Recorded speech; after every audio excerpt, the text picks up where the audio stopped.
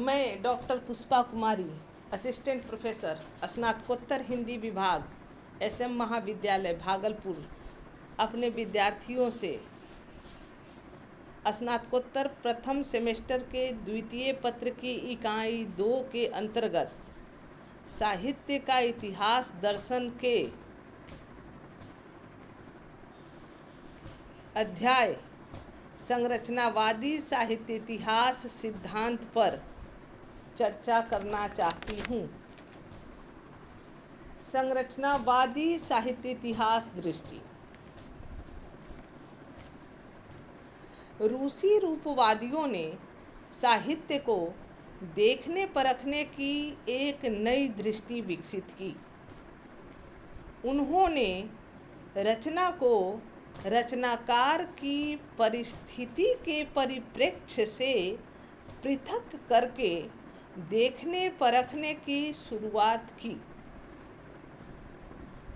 रूपवादियों ने पाठ को रचनाकार या परिस्थिति से अलग कर पाठ की अवधारणा के जो बीज रखे, बाद में वे संरचनावाद और उत्तर संरचनावाद के बुनियादी और निर्णायक पद बने।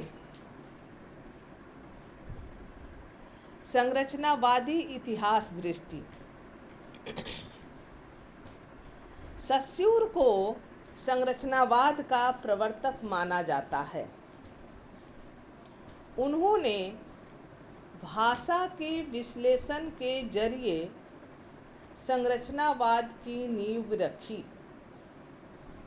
सस्सूर जानते हैं कि शब्दों के अर्थ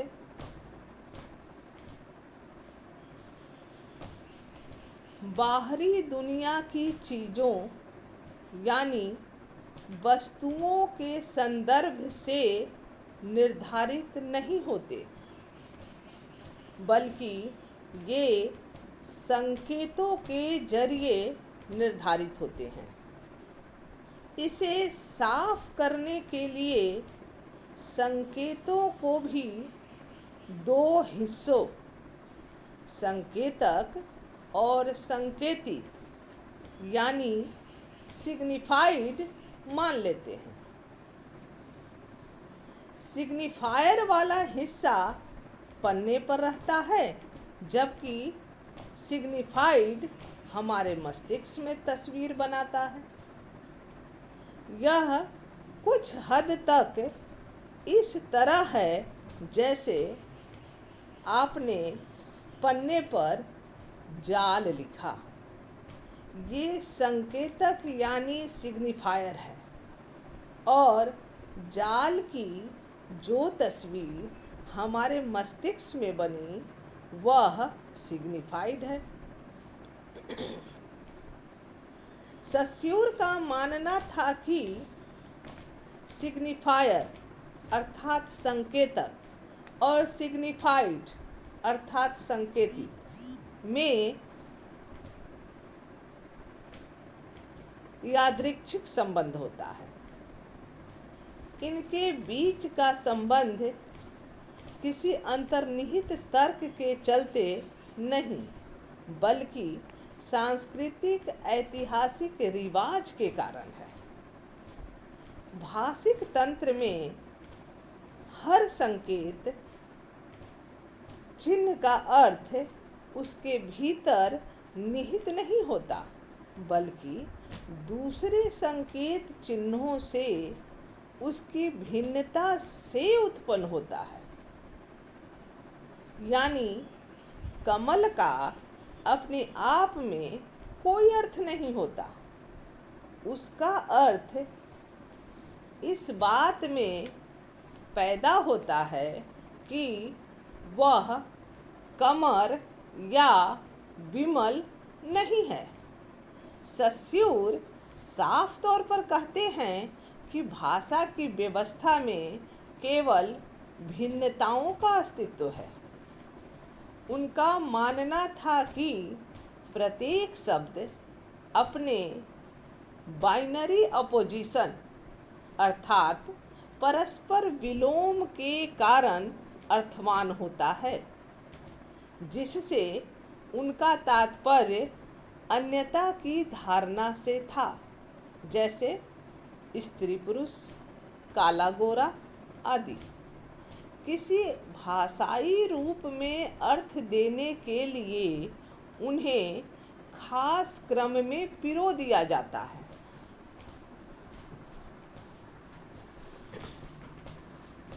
भाषा अगर संकेत तंत्र है तो उसका अध्ययन समकालिक होना चाहिए, न कि उसके ऐतिहासिक विकास क्रम में।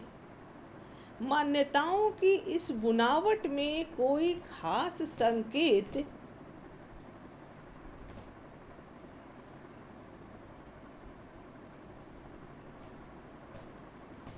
अपनी जगह पर चिपक जाता है, फिर जाकर वह पूरे वाक्य की संरचना में अपना कोई अर्थ देता है।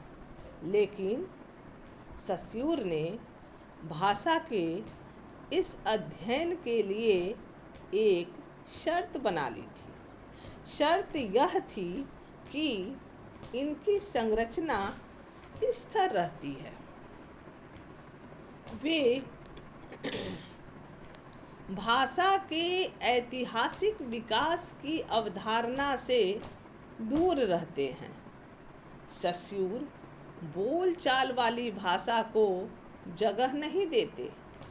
वे केवल उसी भाषा को वैज्ञानिक नज़रिए से विश्लेषण के योग्य मानते थे जिसमें संकेत नजर आए। आगे चलकर संरचनावाद के मूल सिद्धांत को विस्तारित किया गया। इस सिद्धांत को भाषा शास्त्र से बाहर के समाज विज्ञान में लागू किया गया। विक्टर स्लोवस्की और बीएम आइकेनबाम ने सन 1920 के आसपास साहित्य में रूपवाद की स्थापना की और इस रूपवाद के समानांतर ही एमएम वारावालिन तथा वी या प्राप आदि ने साहित्य और लोक कथाओं के विवेचन में संरचनात्मक विश्लेषण पद्धति का विकास किया। रूस के इन संरचनावादियों के साहित्य चिंतन में रूपात्मक विश्लेषण ऐतिहासिक विश्लेषण का अंग था। उसमें दोनों का समन्वय था। माना जाता है कि संरचनावाद को भाषा विज्ञान से साहित्य के क्षेत्र में रोमन याकोब्सन के द्वारा प्रतिष्ठित किया गया।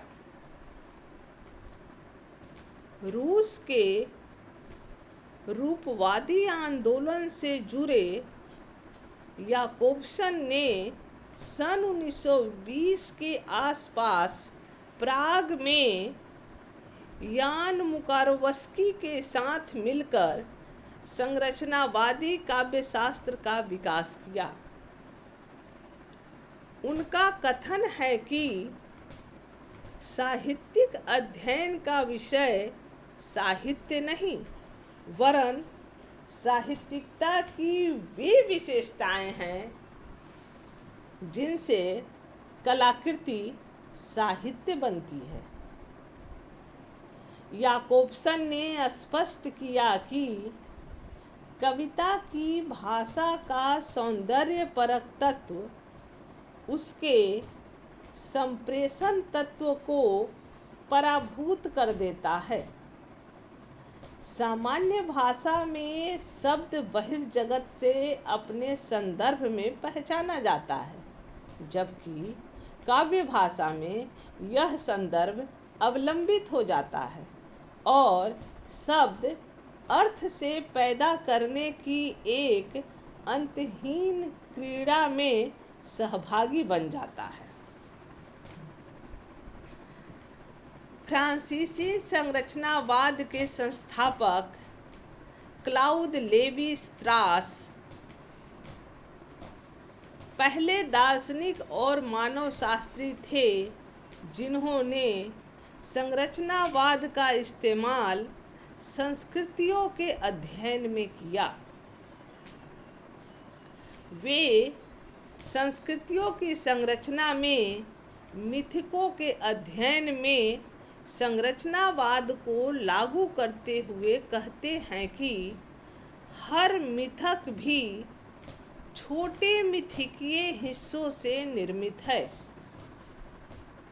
इन हिस्सों को उन्होंने माइथेम नाम दिया।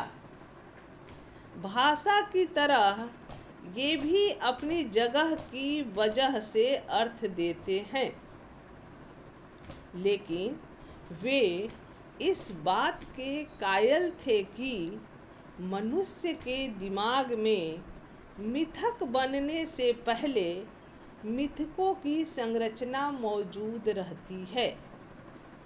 मिथकों के अनुरूप गढ़ी गई संरचना उस कर्ता की चेतना का निर्माण करती है जो इस गफलत में रहता है कि अपनी चेतना और अपनी इच्छा शक्ति का स्रोत वह खुद ही है।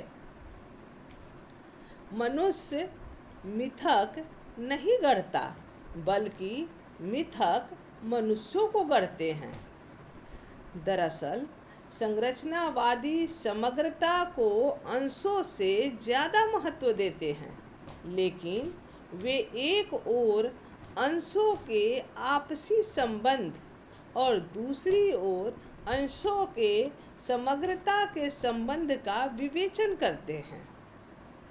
संरचनावाद का दूसरा आधारभूत सिद्धांत समकालिक और ऐतिहासिक में अंतर स्थापित करना है। उनकी तीसरी मान्यता यह है कि संरचनाएं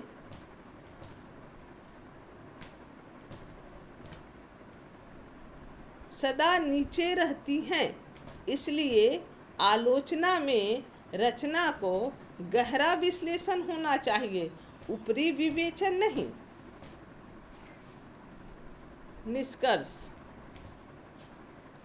भाषा के विश्लेषण के जरिए सस्यूर ने संरचनावाद की नींव रखी।